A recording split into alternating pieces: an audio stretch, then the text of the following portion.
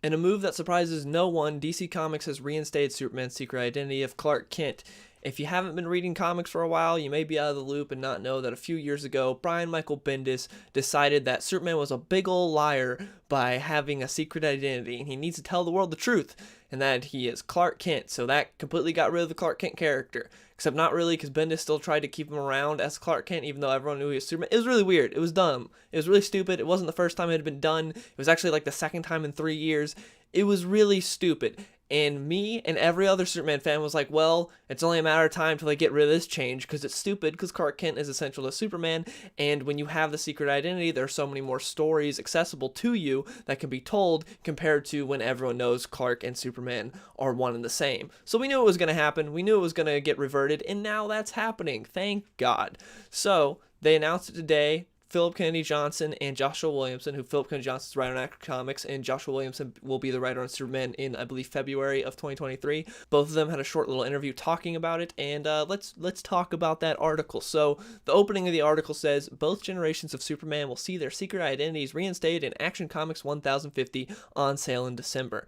Things aren't all good for the Kent family. There are some hiccups in the process that restores their secret identities, and someone important to them faces dire consequences when it happens. I don't know who that's going to be. It's obviously not going to be Lois. I don't know if it'll be maybe one of the kids that Clark brought in because after the World arc, there were 2 kids that were sort of refugees that he took in. It could be one of those 2 kids that faces consequences. We're getting a book about Steel called Steelworks. Maybe it's something about them and it sets up their book. I don't know. We'll see what consequences those are. I'm excited to see what happens here. Of course, they're making a storyline out of it. They weren't just going to snap their fingers and bring back the secret identity. And of course, it makes sense that both Clark and John are getting their secret identities back, because if it was just one, it wouldn't make sense. Also, the secret identities coming back fits the whole theme of Dawn of the DCU. If you don't know what Dawn of the DCU is, it is the new sort of softcore reboot for DC. I made a whole video on it. You can check it out, I believe, in this corner. It'll pop up. You can click on that video and watch it. And yeah, that the whole theme of that is, things are looking brighter for the DC universe. We're restoring classic characters. We're bringing back Hal Jordan. We're bringing back Oliver Queen. It's sort of a DC rebirth again, kind of. It's kind of like that. DC rebirth again with less effort is how I described it before. And that makes sense with bringing Superman's secret identity back. It's like we're restoring classic characters. Might as well bring Clark Kent back. So I'm happy about that.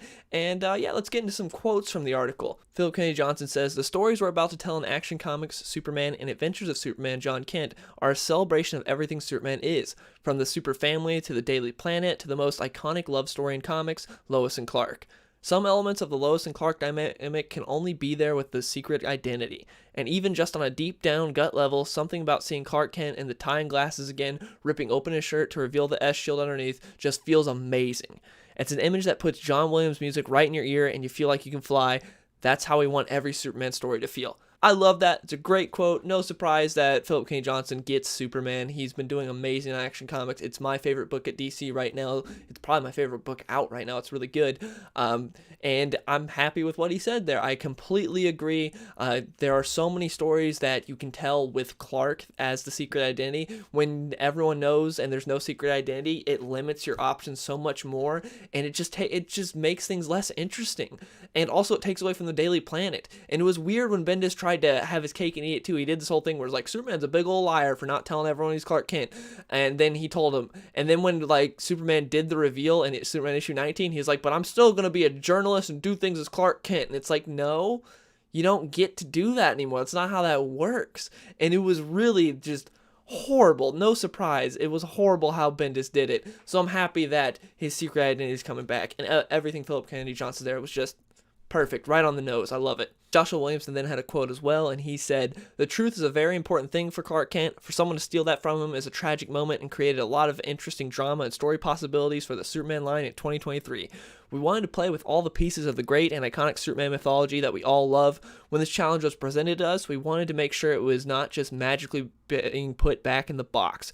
There are dangerous repercussions to show this happens that lead to more story to explore, and you'll see the start of that in Action Comics 1050. So yeah, it's more of the same, just saying that there are consequences for what's happening. There's a whole storyline behind it. It's not just, oh, this magically happened again. It's here's the reason why, and him talking about how the truth was stolen from Clark. So obviously this is something that happens to Clark and his family, because it would be kind of hypocritical of Superman, because in issue 19, Superman issue 19, when Bendis had him reveal his secret identity, his whole thing was like, I'm telling the truth now.